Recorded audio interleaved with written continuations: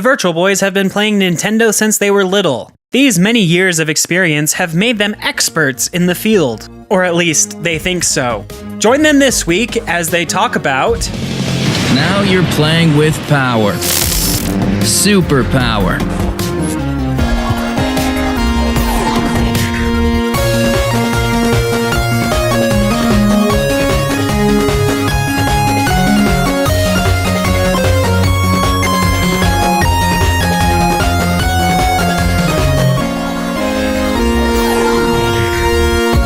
You're listening to the Virtual Boys podcast by Nintendo City.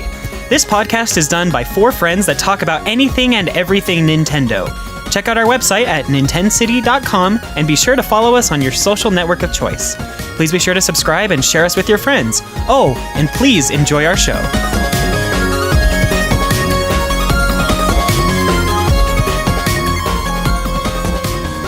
Hello, everyone, and welcome to the Virtual Boys podcast, a Nintendo podcast about Nintendo things. This is episode 65, and I'm your host, David. Nintendo, why? Accompanied today with James. You're too slow, again. And Skylar. I got a golden ticket. It's mine, Charlie. It's mine, Charlie. No, Grandpa, no, it's mine. it's mine, Grandpa. Shut up, Charlie. It's mine. I was there. Yeah. I'm older than you, Charlie. I'm older than you. I actually remember when this console came out, Charlie. I'm just kidding. But Grandpa, I ordered it. Oh, gosh. Anyway, we'll move on from that goof. We're talking about the SNES Classic Edition today, all of the wonderfulness that happened with the pre-orders. We'll start with a Forma 8 review. Is it Forma.8? Well, I'm not entirely sure how they want us to say it out loud.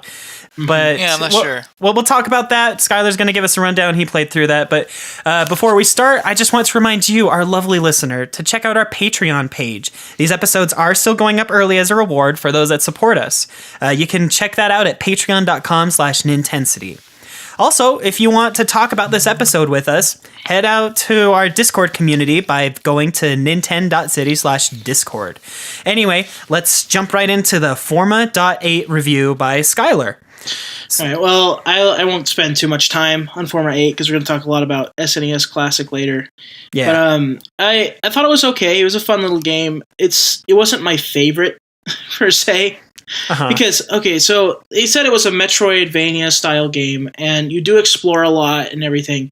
The main problem with this game is that your character just moves way too slow. Like, you have to backtrack screen after screen after screen to find stuff with your new powers that you obtain. And it takes forever. And some of the enemies, every time you get into combat, it's a slog. It's almost like a fight for your life with a lot of them on every screen. You see, I just got to go fast. You know, I just can't go slow. Well, I mean, if you think about Castlevania or if you think about Metroid, you're going pretty quick through all these levels. Yeah. Like, you're zooming pretty fast. Right. And later on in Metroid, you get like the Shine Sparkler and you're just dashing through these levels. So. Exactly. You're just blasting through them.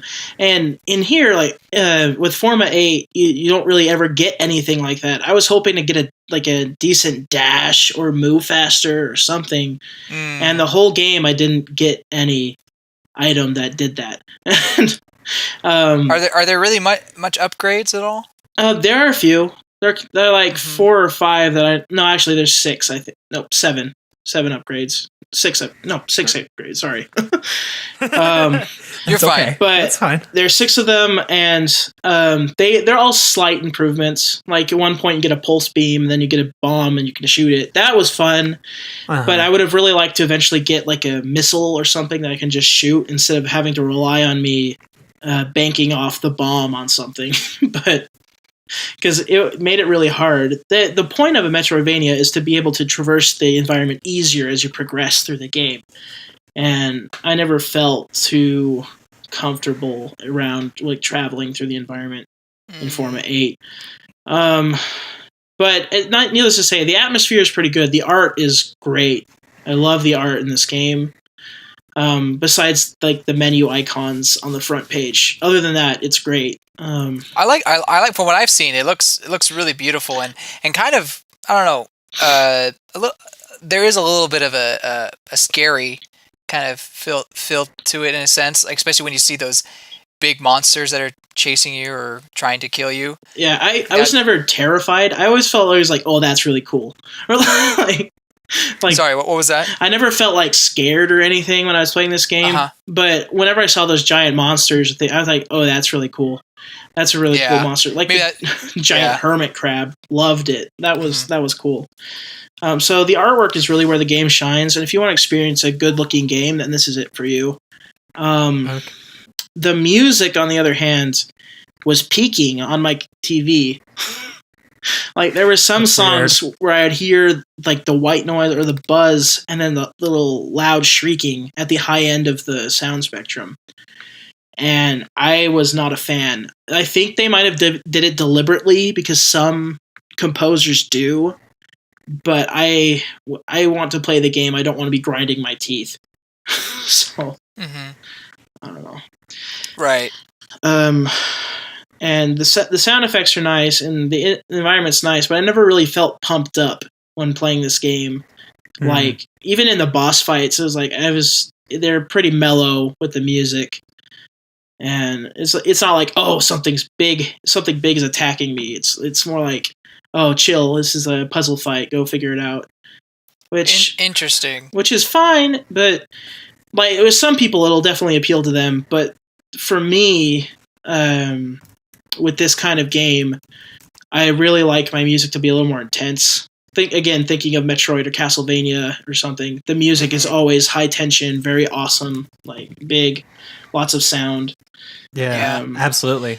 I mean, I'm fine with a game taking its own spin on a genre, but yeah, I mean, it's not saying you have to have that, but I understand where you're coming from. It's kind of almost expected that you would. And I heard that with this game, your goal is try to like save a civilization or something along those lines. Did the pacing and the overall feel of the game match that? Well, like I said, with a really slow character, it just feels like, oh, go ahead, take your time. It's not like you have to save anybody or anything. It's like go take the game at your own pace. Because your character just moves so slow. I mean, you float around, which is pretty unique for a concept for a Metroidvania game. Not a lot of games let you play as a probe or a what do you call it, a drone to go around and find monsters, find secrets and stuff. There are a lot of decent puzzles in the game. I enjoyed the puzzles a lot. There were a couple boss fights that I thought were pretty cool, like the Golem. The Golem was awesome. But again, I don't know what it is about the game that's just making it feel like it's holding it back. Besides the point that you just move slow, and the music's not as high tension. Those two factors really drive this game home for me. I don't know. I think I gave it a 7.3 in my review. I pulled up your review. It was a 7.4. Oh, 7.4. Okay. Yeah, I feel comfortable with that. It's a good game. Like, if you like Metroid and all that stuff, go ahead and pick this one up. And if you like really good art styles, this game is awesome. Like, the game looks fantastic. If you're a big fan of aesthetics, this game is great. If you just want to take in a game, it's perfect because it's slow enough to let you look around at the environment and check it out.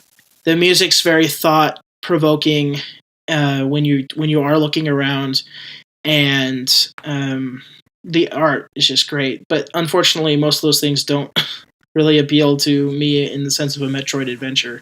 It's a shame. I mean, it looks absolutely gorgeous. I haven't played it yet, but I mean, 7.4 is still good. It's a good score. Absolutely. So, I mean, absolutely, it's still a good game. It's still be fun to play, especially if you do have a Metroid itch. Just out of curiosity, since we do have Samus Returns coming next month, how long did it take for you to beat it? I was really quick. It was probably like 6 hours. Okay. Oh, that is pretty quick. Now, just know that Skylar's generally very quick with his video games. To be honest, it was probably shorter than that. Oh, really? Because I didn't spend 100%. I didn't get 100% completion run. Like, I just played the game. So it's probably around, I don't know, 4 hours. So for someone like me, maybe 10 hours. So Yeah, because you probably like to look through every nook and cranny and find every tiny thing. So yeah, I could see you taking probably about 10 hours with this game. So it's pretty short in all respects. So if you wanted to run through it real quick before playing like a Metroid, or next month we're getting Axiom Verge. Mm-hmm. Oh yeah. Those kind of games, which I love. Axiom Verge. Really enjoy Metroid. So very cool. A little good precursor into the other ones. Get me back into the genre before it's a good warm up. Good warm up. All right. All right. Cool. Well, Forma.8 was provided to us by, what's the studio name? Mixed Bag. Yeah. Mixed Bag. Yeah. That's it. So they provided that copy to Skylar for the purposes of the review. So we'd like to thank them. Yes. Cool. Again, Skylar gave the game a 7.3, which is a good game on our scale. So awesome. Yeah. Thanks for sharing your review with us, Skylar.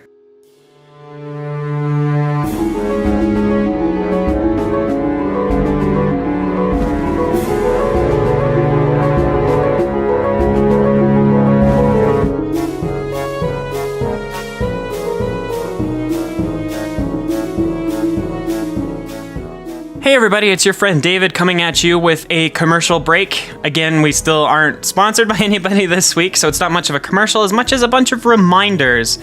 The first reminder is I want you to check out our website at nintensity.com, where you can check out some reviews, some news, and a lot more about the Nintendo world. We're really striving to create an open community where every opinion is valid. You can comment on our articles, you can read them, you can share them with your friends, of course, and if you want to write something for us, head over to our contact page and send us an email.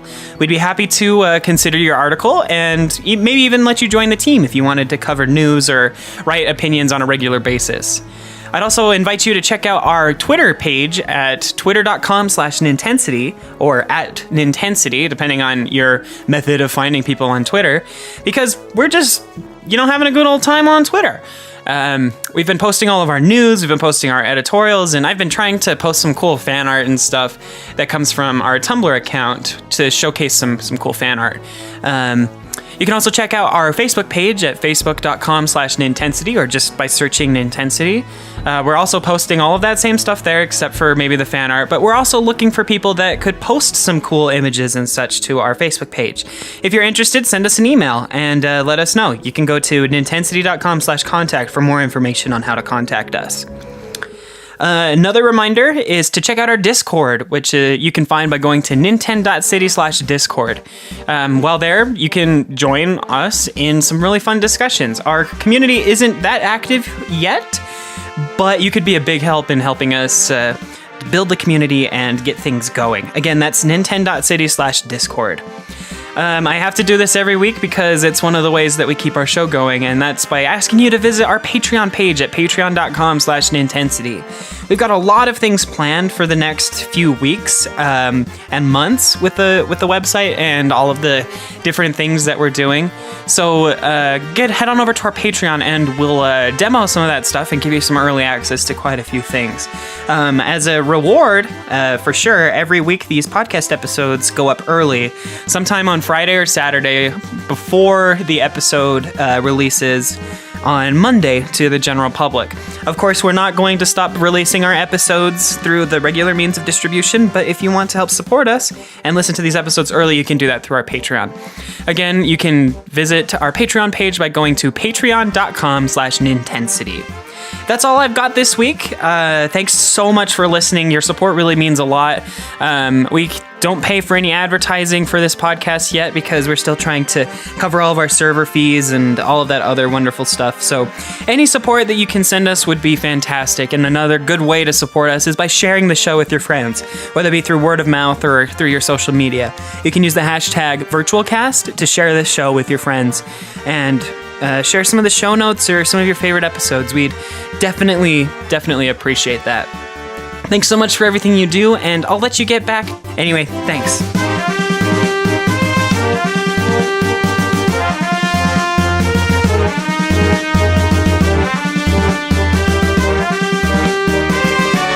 All right, well, now let's jump into the meatier portion of this episode, and that is the entire thing that was the SNES Classic pre-orders. The debacle. The debacle, the mess, century. the chaos. Yeah. The fiasco. Nintendo's Fiasco. current fiasco, yes.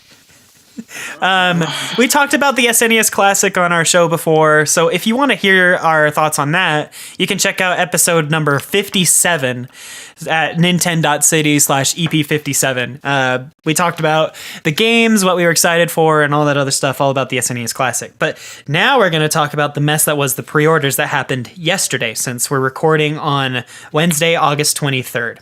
Let me give you a rundown of what happened. Basically, Nintendo updated on their website late Monday night that pre-orders would be going up on August 22nd.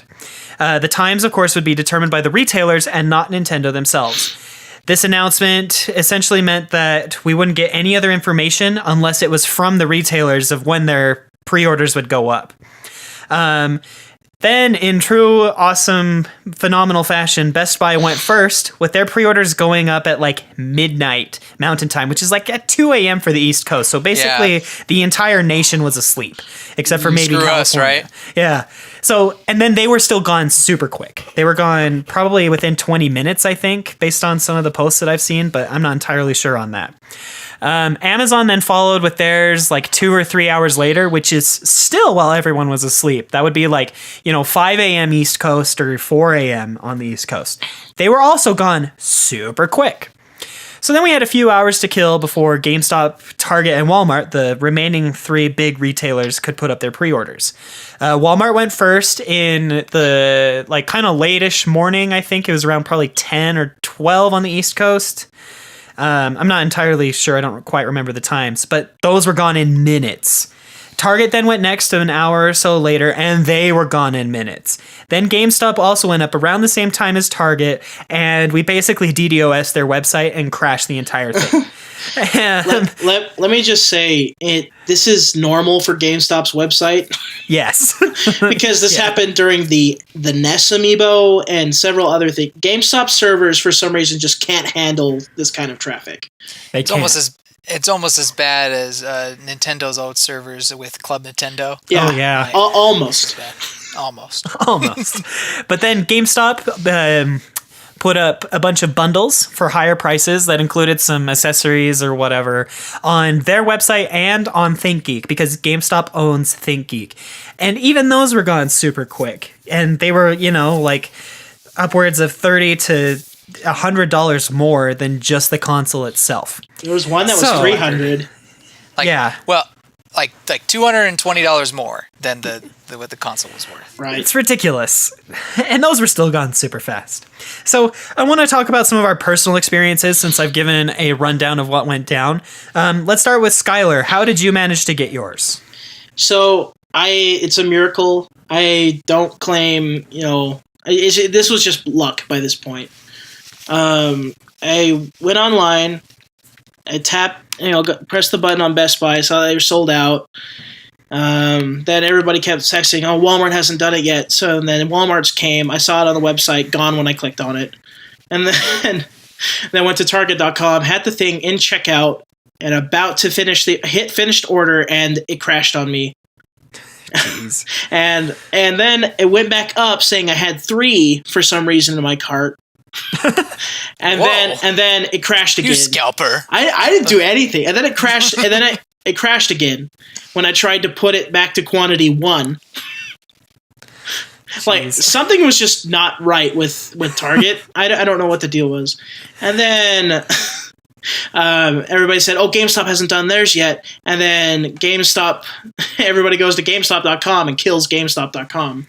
And then somebody said on Facebook, like, hey guys, they might be doing in-store pre-orders. And so Mason and I looked at each other, we're like, okay, we gotta go. So me and my brother. And so we ran to GameStop. And as I was going into GameStop, this guy comes out. He makes like the little thumbs up sign. He's like, yeah, man, got one. And like walks past me.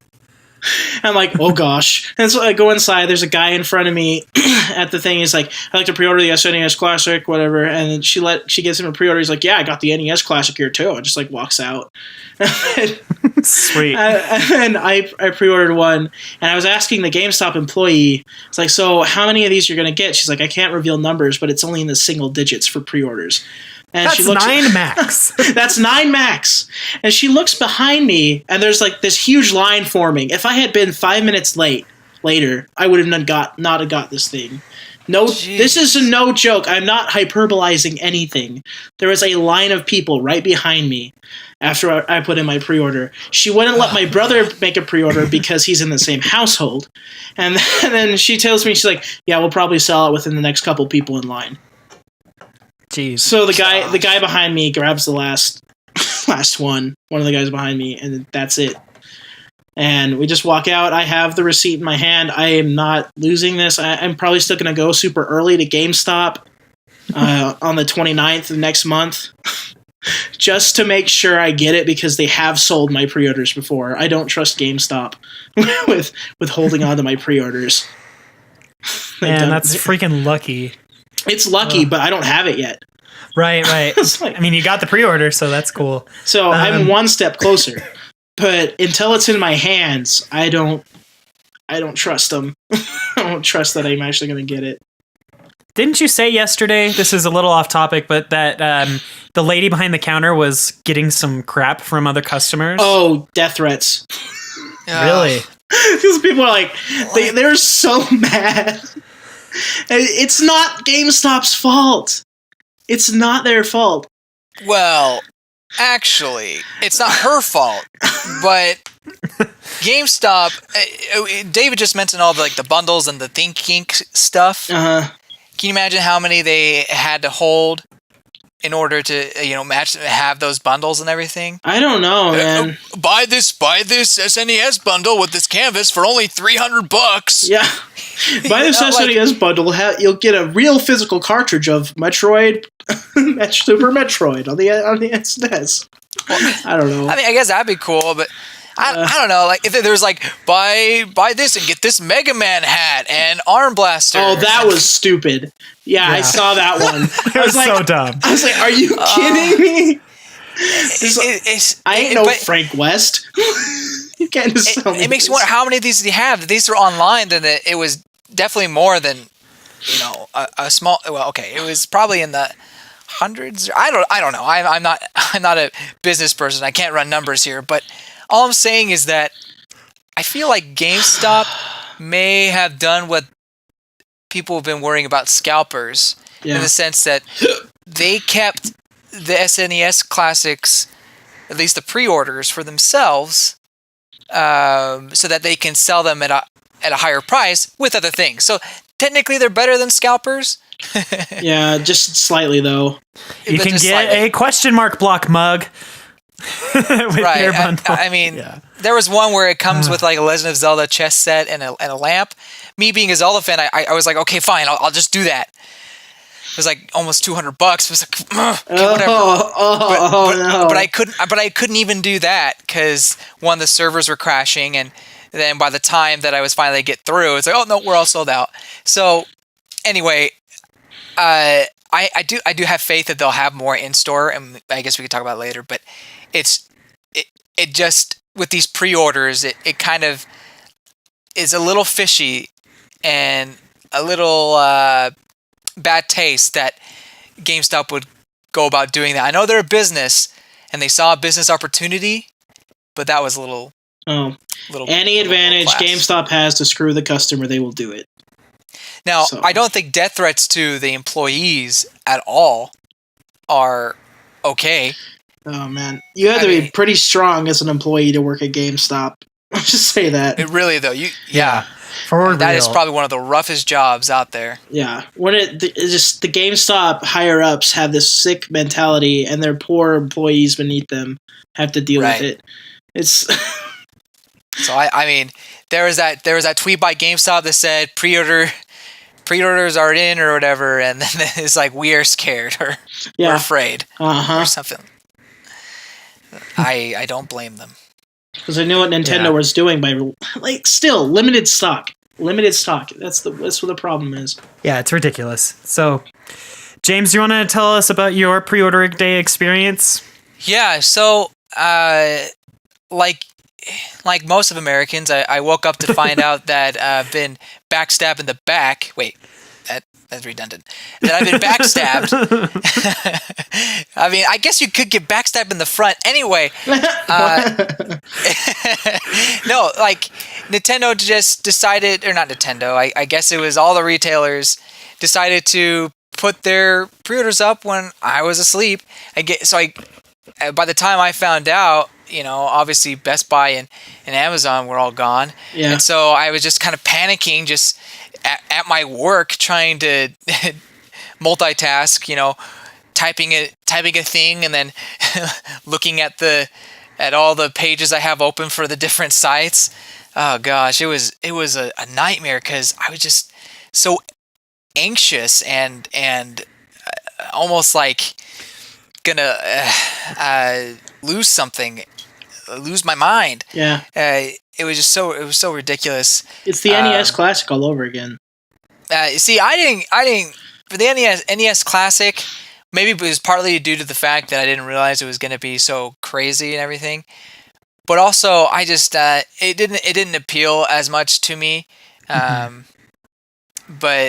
this though, I played the SNES as a kid.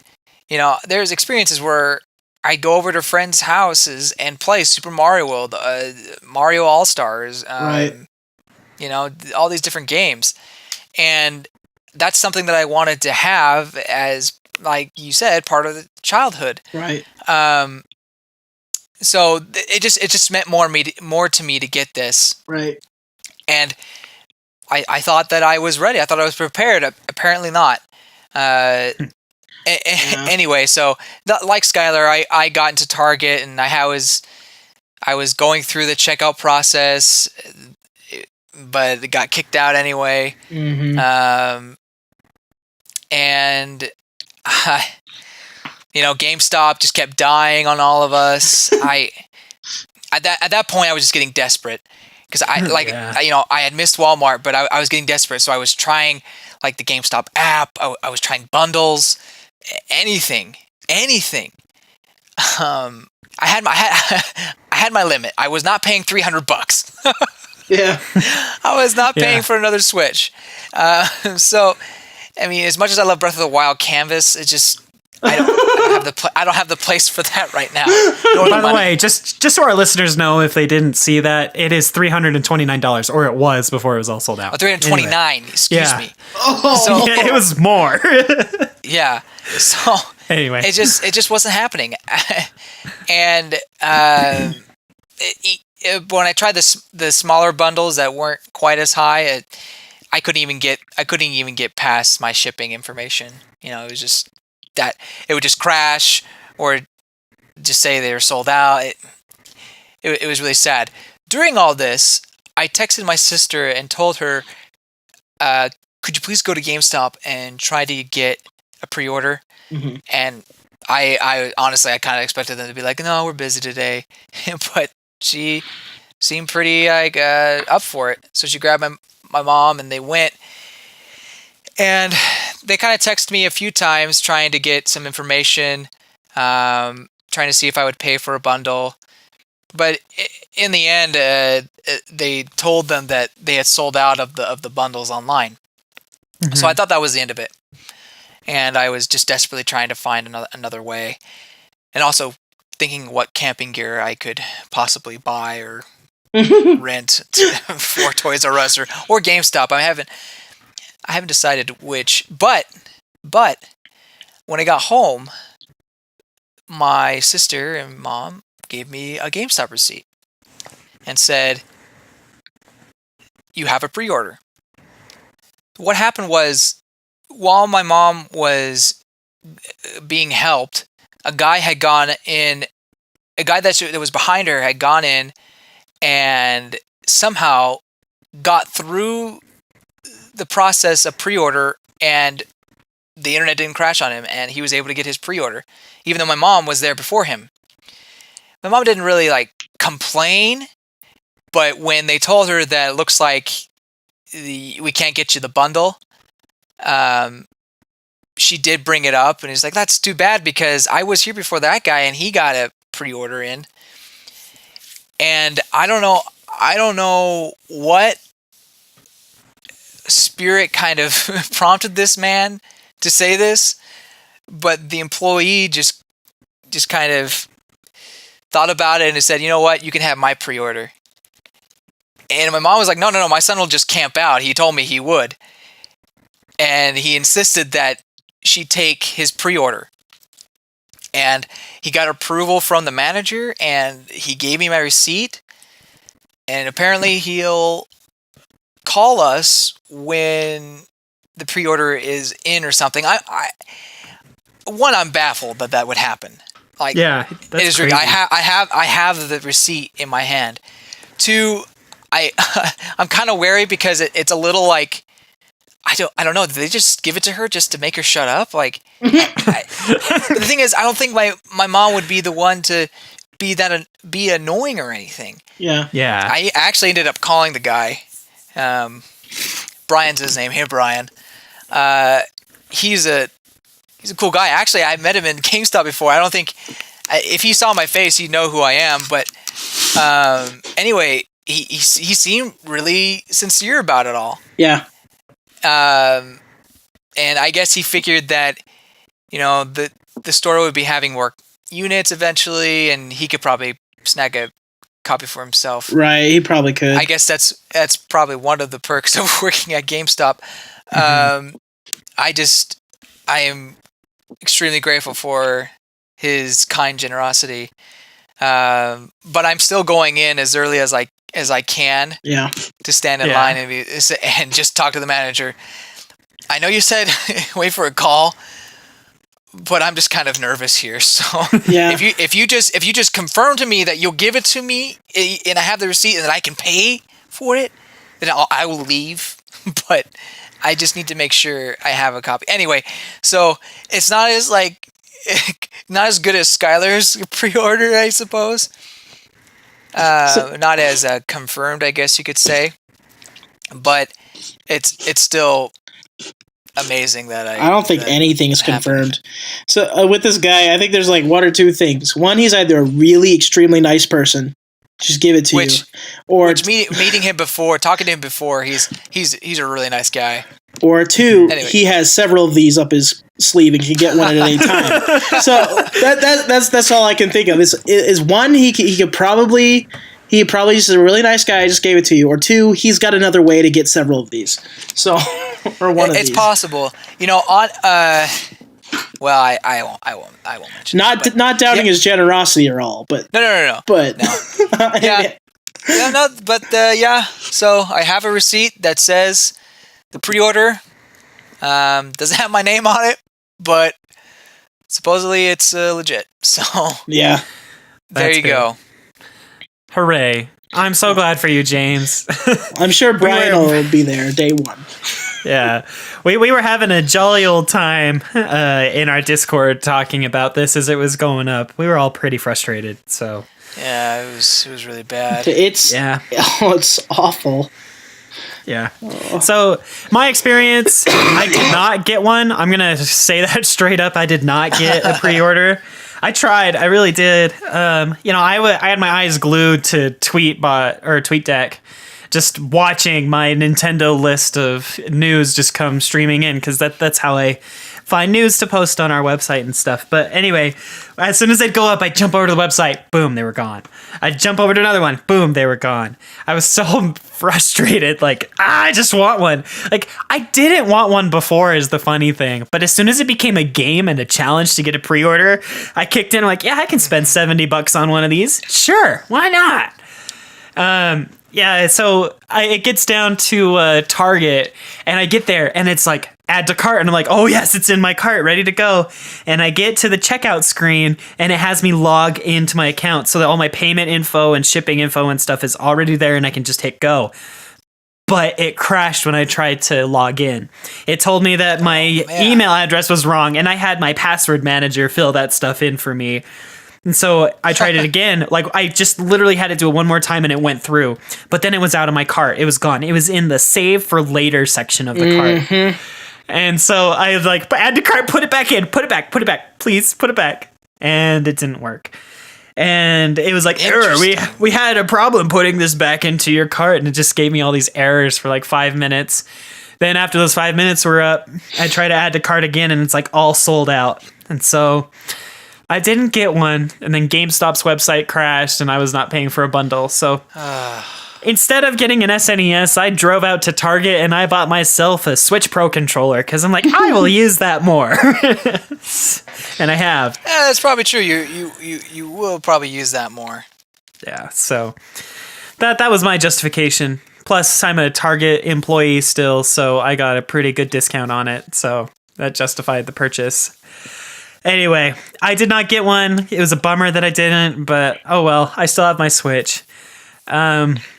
Real quick, though, before we talk about a few other things, I do want to mention like how ridiculous the scalping scene is right now.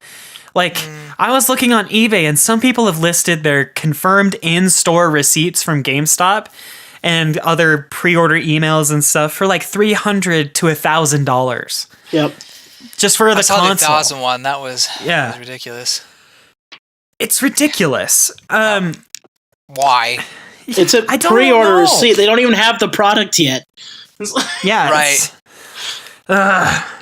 So I was reading earlier today, just in passing, there's apparently a bot that was built, I don't know, a year or so ago that people have used on other pre-orders on the same websites. And none of the retailers have done anything to counteract this because, you know, they still get the money.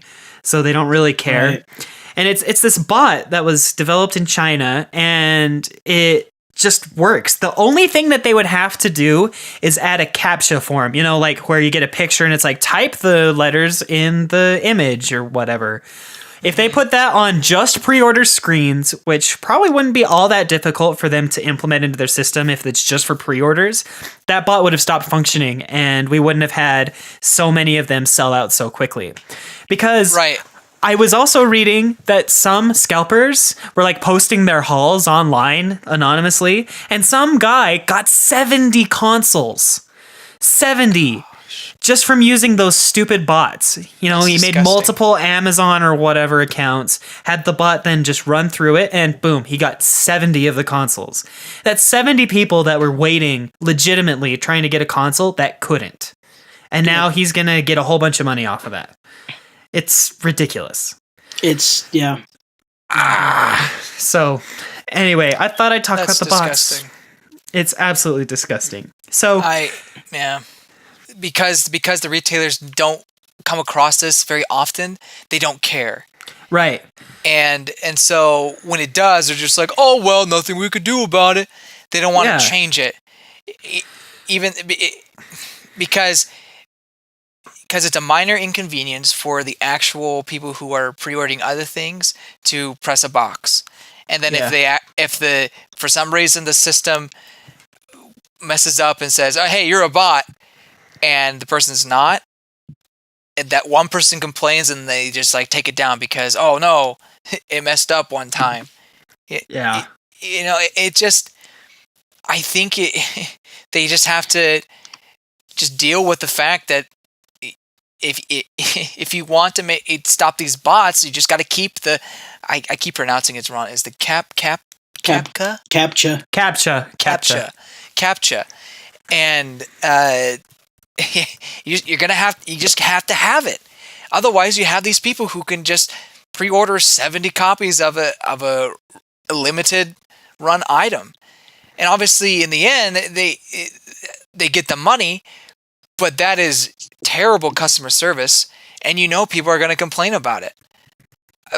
But because it's not a problem all the time, I guess they just don't care. I'm sure that's what it is. So, as long as they get paid.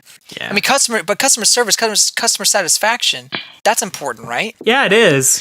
I think it is most of the time, but unfortunately with something like this, not as much. Because they're all going to sell out, and they're never going to have them in stock again. You know, they might, maybe, but I don't know. They can do it. It's the problem. I'm not very happy with that, and I'm really mad that I didn't get my pre-order in, even though I probably wouldn't have played the SNES Classic as much. I do want to mention one thing. I did write an article about, I actually titled it, Nintendo, We Can't Keep Doing This, SNES Classic Pre-Order Chaos. You can check that out on the website if you want to read some of my other thoughts. But I do want to say that it can't be that difficult for Nintendo to make these things, like, at least as difficult as they make it sound based on how many they're going to release and how many NES Classics they released in the past, especially since you can make your own NES Classic for around $40 with a Raspberry Pi. Like, which makes me think, okay, so if it's going for $70 and Nintendo can make these for around, we'll say $50 to include all of the other hardware. The SNES is $80. Is it $80? Yeah. Okay, well, so they sell it for $80. They can make it for $50. That's like a $30 profit. I mean, of course, it may be less or whatever. I'm not claiming that I have insider information on how much it costs at all. But based on this hardware, it's like, why can't they just make more and not have this deal? And so some of the reasons for that is probably they want to focus on the Switch, which is totally fine of them to do. That's their, swan song right now that they're really pushing. And they want it to be a limited Swan song. Yes, sorry. Swan's like the end. Like, no, Nintendo's not going anywhere. Nintendo's done. They're done with the Switch. No, I mean their big flagship. That's what I meant to say, flagship. So anyway, I think that it's important to note that, Nintendo is focusing a lot on the Switch, but at the same time, there's so much demand for this console that it doesn't make sense to me that they're not working on it as much, or at least making as much as they could be. Well, it's the same thing they did with the NES Classic. They killed that off before the demand was filled. Yeah. And they're doing the same thing with this console. And like we were saying earlier, they want to promote the Switch. Where's the Virtual Console on Switch? That's a very valid point. Like if they had a Virtual Console on Switch, it wouldn't be that big of a deal.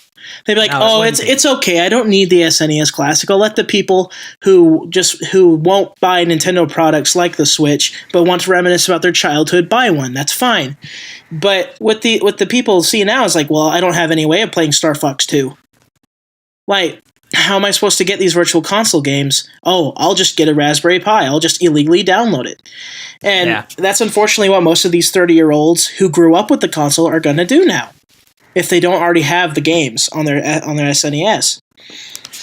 And for Nintendo, this is kind of it's not a lose situation for them because they're still making a lot of money, but they could make even more. And that's the whole point of businesses, is to make a lot of money. And it would make a lot of people happy too. That's their whole thing. And just not being able to get one, not being able to play these games frustrates a lot of people. I understand that they're business, and businesses are about making money. But they have some sort of plan here that, for some reason, I'm having a hard time wrapping my mind around here. This is a limited run. This is just like the NES Classic's a limited run. And the only reason I can think of is that they don't want it to harm the sales of the Virtual Console, whether they be on the 3DS or the Wii U, or I guess obviously since the Wii U's dead, the Switch eventually. Yeah. The reason why they don't have more copies is not because of the cost, like David mentioned, that it's so cheap. So that's obviously not the reason. It's because they have this mindset that no, this is a limited run. This is not a thing that's going to continue on forever. We're not going to make these forever. And for one reason or another, they have this set number, and according to them, they took into consideration how well the NES Classic sold and how much of a demand there was. So they're gonna supposedly make more. And if we go off of Toys R Us and GameStop's tweets,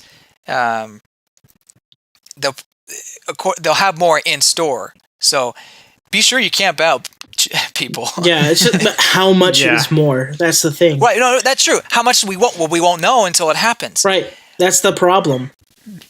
It could be anywhere between 5 and 200. I don't know if that's necessarily a problem. I mean, I waited. I was 15th in line for an NES Classic at the reprint at Best Buy, and I didn't get one. Only the first 10 got them. Yeah. Yeah, but they said they're gonna have more. So Yeah, I don't know. So I guess what I'm trying to say, I'm frustrated with the pre-orders and how the pre-orders went down. I think part of that blame goes on Nintendo for not having a whole lot of stock, obviously. But I think most of it falls on the retailers for not having things against bots and putting them at the weirdest times. With no warning. Best Buy and Amazon. Why didn't they tweet out or something the day before saying, "Hey, our pre-orders are going up at midnight. Make sure you're awake," or whatever? Like, they could have at least given us a warning instead of just like, boom, they're up, and just expect people to know. I just think they're ashamed of how much stock they have. They want people. I don't think they want people to know, because the people who do find it are going to get one, but everybody else who can't get will not be able to get one. That's the thing. Yeah. Yeah. No. I'm confused. What, like, if you can't get one, you can't get one. Right, exactly. So, that's the point. But they don't want to tweet it because then their servers would be destroyed, like what happened with GameStop. They just want to throw it up there, and people who happen upon it. I see what you're saying. The people who happen upon it will get one. That they don't want everybody to know about this. Now, Walmart servers didn't crash.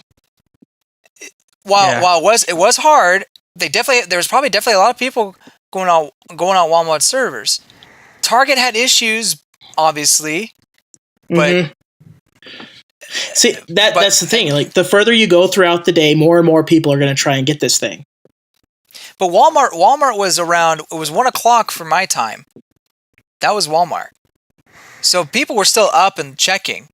Yeah, it went Walmart, Target, GameStop. Right. Yep. So I don't know. I see what you're saying, and perhaps that's why they wanted to do it in the dark. And that's actually a good point. Maybe they just didn't want their servers to crash. But I feel like, especially Amazon. Yeah, I was about to say, like, it doesn't make sense for Amazon to have the worry of their servers crashing when they have one of the biggest online server networks that they sell to people. It's called Amazon AWS, and so many websites are housed on their gigantic infrastructure, like Netflix, that receives incredible amounts of traffic and deals with a ton of bandwidth.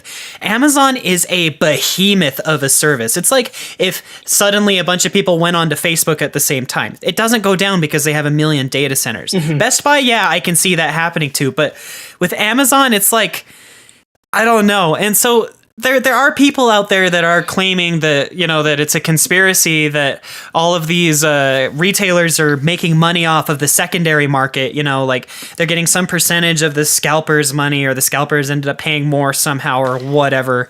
I mean, I don't necessarily believe that. Right. I too have a hard time buying into any conspiracy theory, but I don't think the retailers but maybe a few of the employees are doing it. Maybe, but I don't think the company as a whole. You could have a point under the table kind of stuff. It's not unheard of. Yeah, but no, like what I'm saying, if I had a product everybody wants, but I only have 10 of them, I don't want them all rushed to me at the same time. Why not? Because that'd be impossible. You'd have tons of people pissed off. That's why I'm not going to tell. I'm not going to openly advertise. But either way, you're going to have people. You got to have people upset. Right. Yeah. Like if everybody wants it, and you tell them, you don't tell them pre-orders are up, and all of a sudden they're all gone, and they're like, "Where's the console?" Then, why didn't you tell me? Yeah. Yeah. Right. Isn't that what's going down now? It's happening. Yeah, it's happening. It's happening right now. I don't know. I don't know. You're screwed if you put it up with telling everybody. You're screwed if you don't. That's just what it is. That's a good way of putting it. That is a good way to put it. I guess my point is that, and I know a lot of times I sound like I'm this Nintendo sympathizer. No, I like to play devil's advocate, and two, I'm a little too optimistic sometimes. but I'm gonna take the other side of the coin here real quick and say that I think Nintendo is making a huge mistake. I agree. With making this making both the NES Classic and the SNES Classic a limited run. And here's why. These systems right now are not being bought by their target audience. They're being bought by bots and some very lucky people. You know? Yeah. This is not who they're trying to get. This is not going to benefit them. Mm-mm. The only thing that could possibly be of worth to them is the fact that people will want to play these games so much that they go buy a different Nintendo console to play them. But here's the thing. Yeah. You can't play them on the Switch, like Skylar was saying. Right. The virtual console is not there. So what are people going to go? Well, David was mentioning a very delicious Raspberry Pi a few minutes ago. I mean, the options are there, but Nintendo, well, wait, excuse me, let me rephrase that. The option should be there, but there's only one option if you want to play these games. Right. You have to go with the illegal route. Yeah, you either go illegal or you go back a generation. Or you go back a generation. Obviously, you go the Wii U. The Wii U doesn't even contain all these games. Yeah, that's true. That's true too. It doesn't. So, I understand that they want to have a limited run, and reasons that I will go on, and I'm writing an article. It'll probably be out by the time this podcast goes out, and I'll list some of these reasons. But then I'll say, but then I'll bring it around to this: is that it shouldn't be limited run. It needs to be just like how Sega has their Genesis retro collection. Obviously, it's not. Well, I don't know the sales numbers on it, so perhaps I can't say. But there aren't people banking on GameStop's door demanding the Genesis retro classic because they can find one. It's not hard product to find. Right. And the publicity would still be there because you'd be selling tons and tons of copies, just like they did with the Switch. Mm-hmm. So you shouldn't have it be limited run. That's all I'm trying to say. Yeah, and I want to add on top of that, this console and the NES are what made Nintendo a household name. Like, back when this console and the NES came out, people didn't say, I'm going to go play video games. They said, I'm going to go play Nintendo. For the longest time, Nintendo meant video games because of these consoles.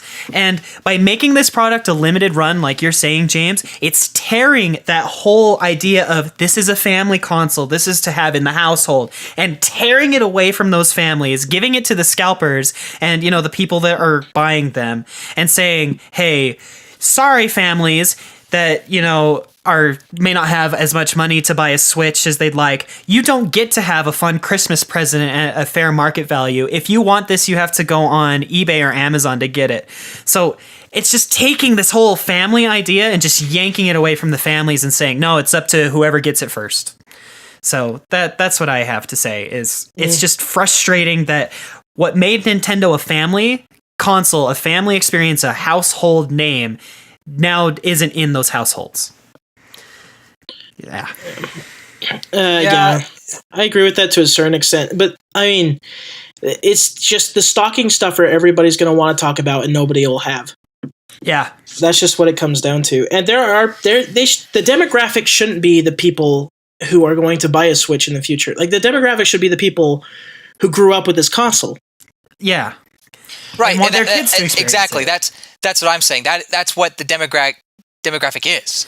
I agree. And those are those new families, that they grew up on that console. They're all in their mid-20s and early 30s right now, the millennial generation or whatever. They're starting their families and they won't have this experience in their household. They'll have to settle for the Switch, which is also awesome, but the target demographic for this SNES Classic is those people. Anyway. Yeah. It's just super frustrating. Yeah, and then I'll just say real quick, how I mentioned the putting blames on the retailers? I still put the blame on the retailers for how they're handling this for the most part. I just don't think they know how to handle this. Fair. They're handling how they handle other things. Like they're not changing anything. Right. Yeah. See, So yeah, I think that's an issue. You have to go into this thinking, okay, this is a different situation. We got to think about this. And they had months. They had, well, was it a month or 2 months? Either way, they had time. They had time to plan for this. And Nintendo told them it's gonna be a limited run. I don't agree with that, and I think that is the underlying problem here. That like I said, it should not be that way. Mm-hmm. But the fact of the matter is, it is. There's limited stock, and so the retailers needed to think and say, okay, maybe we should figure out something, and not just be lazy about this. I'm sounding like a terrible jerk to the retailers. I'm sorry. I don't mean to. But at the same time, I think they need to take this feedback and in the future try to fix it. I don't know when we'll have another phenomenon like this. Switch could have been like that, but obviously Nintendo wants people to have this, so right. Yeah. wants everyone to have it. So there's only 3 things I can think of to how they can fix this. Nintendo needs to make more of them, and not be they won't. Which that we probably But past this year, they said they have no plans. 2, the retailers, like David was saying, put up a CAPTCHA, find some way to fight bots. Yeah, but that's as simple as that. And then number 3. Would be to somehow get the word out when these pre-orders do come up, so people can be ready for them. Right. Those are the only. Those are the 3 things I can think of that'll really help fix the situation. I think with the third option, you have to have the second one though, because if you have the time up, then I guess bots can be around. You need the second and the first one to get the third one. Well, ideally, if you just have the first one, then you probably don't have too much of. Probably don't have the same problem if they make, a lot more. Yeah, I just don't know how the guy got 70. That's ridiculous. I actually do have one more thing. Oh, well, maybe I can't remember it. Well, never mind. Yeah. Well, I want to finish up just by running through the list of the games that you won't get to play unless you got one of these. Don't rub salt in the wounds. It's rubbing salt in my wound, okay? I didn't get one either. Well, I mean, okay, the 4th option could be they could put up Virtual Console and Switch. Yes, that too. That's a good point. So, I mean, if they do any of those things, it's so much better. Yeah, I remember now. So if they go and they do in production this year, like they don't produce anymore. Right. Could the possibility be that in a few years, or in a year or 2, they say, "Hey, remember the NES Classic? Well, we're going to bring that back, and it's going to be another limited run," which would be ridiculous again. But maybe they'll just kind of cycle that out. I don't know. That would be a terrible solution, but it would fix a little bit of the demand, a little bit. But in the end, it just has to be a console that just sits aside the Switch. Like it shouldn't be this limited run. Okay, I keep repeating myself. So let's just end it there. Okay. Gosh, well, let me read through the games real quick, just so you know what you're missing or what you got, depending on who you are. Anyway, it's Super Mario World, Super Mario Kart, The Legend of Zelda: Link to the Past, F-Zero, Super Metroid, Street Fighter 2, Turbo Hyper Fighting, Super Punch-Out, Castlevania 4, Donkey Kong Country, Mega Man X, Kirby Superstar, Final Fantasy III, Kirby's Dream Course, Star Fox, Yoshi's Island, Super Mario RPG Legend of the Seven Stars, Contra 3, Secret of Mana, Earthbound, and Super Ghouls and Ghosts, with Star Fox 2, the exclusive title, only on the Super NES Classic. If you didn't get a console, why did we run through the titles? Huh? Why did we run through the titles? It's gonna make people just- cry. I'm sorry. I'm crying right now. You can't see it because we're recording with voice only. Don't cry, Mac. You can try again later. I tried so hard, guys. Anyway, I think that's gonna do it. Unless you've got something else to say. I'm just about to say about 4 of those titles aren't playable in any way, shape, or form on Nintendo devices right now. So, Yeah. Yeah, that's an issue. it's the You original Star gotta hope Fox. they put at least Star Fox 2 Yeah. on the Virtual Console, Well, right? they haven't even done the original Star Fox yet. Yeah, that's true. They haven't. So the original Star Fox 2, Yoshi's Island, and oh crap, what was the last one? No. No, another TurboGrafx. Is it Super Punch Out? Oh, yeah. Yeah, that's it. No, it's not Super Punch Out. No, not Punch Out. It's Right. it's a TurboGrafx one. Yeah, it's not Turbo. Sorry, Mode, whatever they called it, the chip, The chip, yeah. whatever the thing's called, I forgot. But Yeah, that's shipped in the cartridges. yeah, they haven't been able to. FX chip? No. Yeah, that's I it. remember. Yes, that's the FX chip. Oh, okay. Yeah. Well, anyway, they need to put that on a virtual. They need to put that on a virtual console eventually. Yes, they do. Well, I think that'll do it for this week's episode of the Virtual Boys podcast. We'd like to thank you for joining us, and your support really does mean a ton. Just you listening means a ton, so thanks. Yeah, it really does. And you know what else would mean a ton? If you go over to our very own Skylar's SoundCloud and take a look at some of his music. He's a very, very talented dude, writes amazing music, and hey, if you like video games, it's a nice some nice soundtracks to add to your playlist. So go ahead and give him a listen over on SoundCloud.com. Ooh. Skytar, and that's with a 5 instead of an S. Yeah. And I'd also like to shout out to our patrons, Chris and Chase. Just supporting us monthly means a whole bunch. If you want to join with them, go to patreon.com/Nintensity. Remember, the episodes go up early as a reward for those that support us. And I'd like to also invite you to our Discord community. We're trying to set up a fun place for people to visit and hang out. Like our very lengthy discussion this week on the SNES Classic. Yeah, you could have joined in on that. Yeah. Head to nintendo.city/Discord to join us today. So thanks for tuning in to the Virtual Boys podcast this week. Don't forget to subscribe and rate us on iTunes. And we'd also like to remind you to check out our website at nintensity.com, where you can find news, show notes, and oh so much more. This week's show notes are at nintendo.city/EP65. Thanks for joining us, and we'll catch you next time. Bye! Goodbye, you good people.